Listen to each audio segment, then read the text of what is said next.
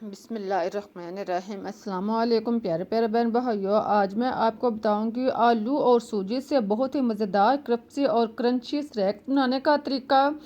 बारिश का मौसम हो या शाम की चाय का टाइम, आप ये रेसिपीज बनाकर घर वालों को खुश कर दें। अब चलते हैं और मिलकर शुरू करते हैं अपनी आज की रेसिपीज।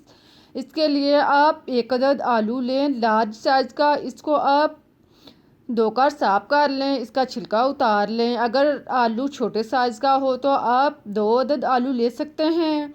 इनका आप छिलका उतार लें और फिर आप इसको क्रश कर लें। इसको आप बारीक क्रश कर लें। देखें, इस तरह का आलू क्रश करने के बाद आप इसमें पानी डालकर इसको अच्छी तरह धो लें। 2 से 3 दफ़ा आप इसका पानी जो है वो चेंज करें और इसको आप हाथ के साथ खूब अच्छी तरह मिसल कर इसको साफ कर लें। फिर आप इसका पानी उतार लें। अब आप कढ़ाई में 1 गिलास पानी शामिल करें, चूल्हा ऑन करें और फिर आप इसमें धुले हुए आलू जो हैं वो डाल दें। पानी को पहले आप गरम कर लें। फिर आप इसमें 1 चम्मच घी डाल दें। घी को आप पानी के अंदर अच्छी तरह मिक्स कर लें, इसे पिघला लें। जब घी अच्छी तरह मिक्स हो जाए तो आप इसमें धुले हुए आलू शामिल कर दें। आलू डालने के बाद आप इसमें 1 चम्मच ज़ीरा साबुत डाल लें। साथ में आप सुरख मिर्च कुटी हुई 1 चम्मच डाल लें और 1 चम्मच आप नमक डाल लें। मिर्च और नमक आप अपने टेस्ट के मुताबिक भी डाल सकते हैं। इनको डालने के बाद आप चम्मच चलाएं और इसको आप अच्छी तरह मिक्स कर लें।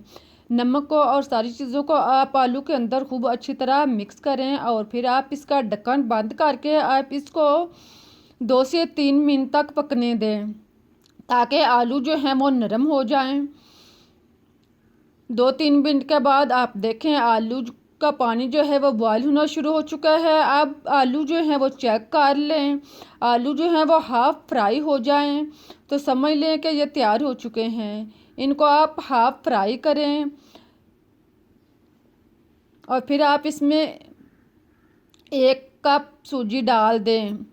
सूजी डालने के बाद आप इसको मिक्स कर लें। सूजी डालकर आप चम्मच चलाती रहें ताकि सूजी जो है वो जमा ना हो, इकट्ठी ना हो, गिल्टियाँ ना बने।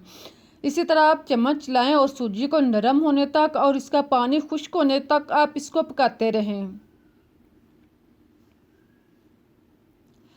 जब सूजी का पानी जो है वो खुश्क हो जाए तो आप इसमें 2 से 3 अदद हरी मिर्च और हरा धनिया कटा हुआ डालकर आप इसे मिक्स कर लें और इसको आप अच्छी तरह पकने दें। जब ये गाढ़ा जो है सूजी जो है आलू जो बर्तन से अलग होना शुरू हो जाए तो समझ लें कि ये तैयार हो चुका है।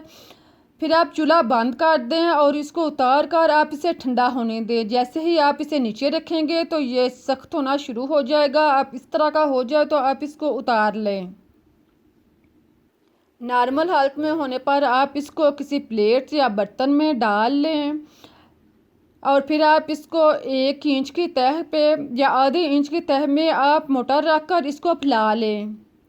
देखें, आप नॉर्मल साइज़ के स्नैक्स बनाने के लिए मुनासिब तह रख कर आप इसको फैला लें। इसे आप चम्मच के साथ अच्छी तरह हमवार कर लें। देखें, इस तरह की आप तह तैयार कर लें और इसको आप 5 मिनट के लिए छोड़ दें ताकि ये अच्छी तरह सेट हो जाएं। 5 मिनट के बाद आप देखें कि ये काफ़ी हद तक खुश्क हो चुके हैं। अब आप इसको काटना शुरू कर लें। आप 1-1 इंच के फासले पर इसको काटते जाएं। देखें, इस तरह आप 1 इंच के फासले पर इसके निशान लगा लें और इस तरह इसको काट लें।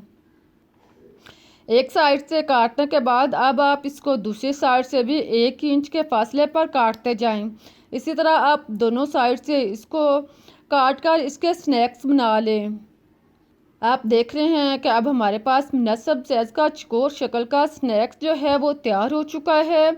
इस तरह आप इसको अलग कर लें और इसको अगर हाथ के साथ उंगलियों के साथ अगर ये ख़राब हो तो इनको सेट कर लें। देखें, इसी तरह आप इनको छुरी के साथ या किसी भी चीज़ के साथ उठाते जाएं और इसको अलग कर लें। इसी तरह सारे स्नैक्स तैयार करने के बाद आप घी या ऑयल को गर्म करें। ज़्यादा घी ना लें, घी इतना हो कि स्नैक्स इसमें आधा डूब जाए। फिर आप इसको फ्राई करते जाएं। बर्तन के रिक्वायर के मुताबिक आप इसमें स्नैक्स डाल लें। और इसको फ्राई करते जाएं। इसे 2 से 3 मिनट तक एक साइड से ब्राउन करें। साथ में आप इसको चम्मच से हरकत दें, अगर स्नैक्स को जुट जाए तो आप इसको अलग कर लें। एक साइड से ब्राउन होने पर आप इसकी साइड चेंज करें और दूसरी साइड से भी आप इसको ब्राउन करें। अब दोनों साइड से आप इसको क्रिस्पी ब्राउन होने तक फ्राई करें। जब ये ब्राउन हो जाएं तो आप इनको निकाल लें। इन्हें निकाल कर किसी भी जालीदार बर्तन में या आप टिश्यू पेपर पर रखें ताकि इनका ऑयल अच्छी तरह जज़ब हो जाए। आप देख रहे हैं कि कितने अच्छे मज़े के क्रिस्पी और क्रंची स्नैक्स तैयार हुए हैं। आप खुद देख सकते हैं कि स्नैक्स कितने अच्छे लग रहे हैं। ये जितने देखने में अच्छे लग रहे हैं, खाने में इससे बहुत ज़्यादा टेस्टी हैं। आप इसको बरसात के मौसम में शाम की चाय के साथ एंजॉय करें। आप इसे केचप के साथ, हरी चटनी के साथ, जैसे भी आप पसंद करें आप इसे नोश फरमाएं। मुझे इजाज़त दें, लेकिन आप जाने से पहले रेसिपीज़ को लाइक करें, चैनल को सब्सक्राइब करें। फिर मिलते हैं एक नई रेसिपीज़ के साथ। अल्लाह हाफिज़।